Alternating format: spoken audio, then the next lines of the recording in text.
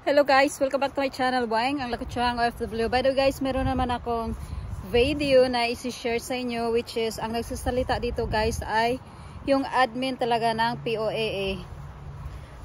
Pakipanood ng video na to guys hanggang dulo kasi marami kayong matututunan tungkol sa salary, ano-anong mga bansa ang merong placement fee, at saka kung ano-ano lang yung dapat bayaran ni applicant guys. Pakipanood nito guys hanggang dulo kasi yung nagsasalita dito ay yung admin talaga ng POAA. Tapos regarding po naman sa sweldo po nila na nabanggit po nyo kanina, what if kung ang sahod ay mas mataas sa kontrata pero sa actual na binibigyan ng employer ay maliit? Ay, hindi po pwede yun. Ibig sabihin, violation na po yun ng inyong employment contract.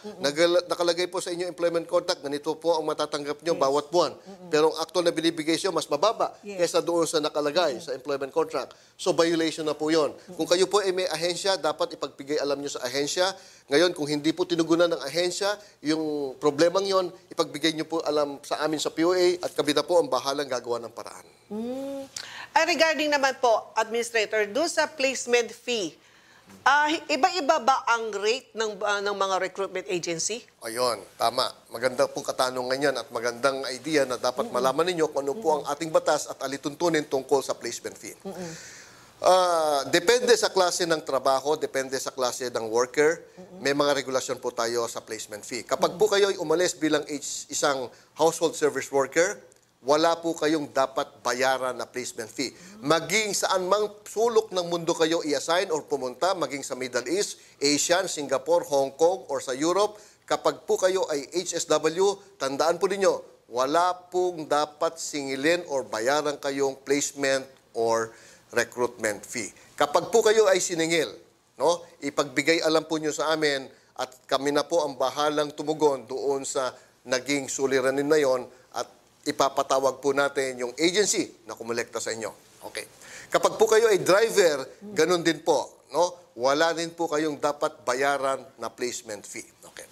Kapag po kayo ay papunta sa isang bansa na hindi po otorisadong sumingil ng placement fee, katulad po ng Canada, Japan, UK, New Zealand, may mga bansang pong ganyan na meron silang tinatawag na no placement fee policy. Hindi rin po kayo dapat magbayad ng placement fee maging anong klaseng worker kayo. Maging kayo ay semi-skilled or skilled or professionals. Kapag po bawal doon sa bansang pupuntahan ninyo na sumingil ng placement fee, hindi rin po pwedeng singilin kayo ng ahensya ng placement fee. Okay.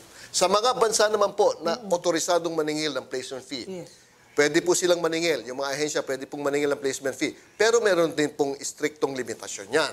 Ang maximum amount po niyan, dapat hindi hihigit doon sa isang buwan ninyong sweldohin doon sa trabaho ninyo.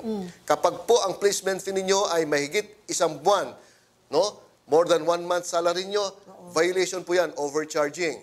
Ipagbigay alam po ninyo sa amin, sa POA, at kami na rin po ang bahalang hahabol doon sa ahensya na sumingil sa inyo ng over. Ano-ano naman po yung mga cost? O ano-ano naman po yung mga fees na dapat bayaran ng isang OFW? No?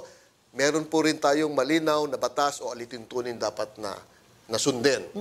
Yun pong documentation cost kung tawagin, yung passport, yung pong school records ninyo, yung birth certificate po ninyo. Ito lamang po ang dapat na binabayaran ng ating mga OFW. Yung mga contributions po ninyo sa PhilHealth, yung contributions ninyo sa Pag-ibig, kayo rin pong OFW magbabayad yan. Pero maliban po doon, yung visa ninyo, yung inyo pong, kung tawagin ay, may tawag doon, hindi po dapat bayaran ng ating mga OFW. Yung ahensya or yung employer ang dapat magbayad nitong work permit o kaya yung visa.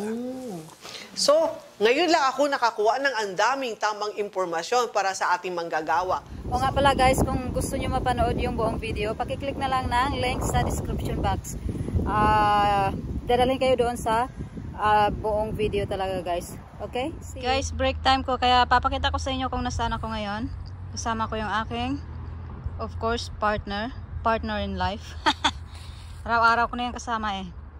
Dito ako guys, which is may napakagandang puno dito. Ayan, papakita ko lang yan sa inyo. Flex ko lang yan. Naks naman, flex talaga. Sarap umakyat doon. One day aakyat ako dyan. Ayan. Pinakita lang talaga yung ano. hindi ko kilala tong ano, puno na to, pero may bunga siya, oh. Ito ang kanyang bunga. Ayan. And then, natural, nakalimutan ko magdala ng aking mat, kaya itong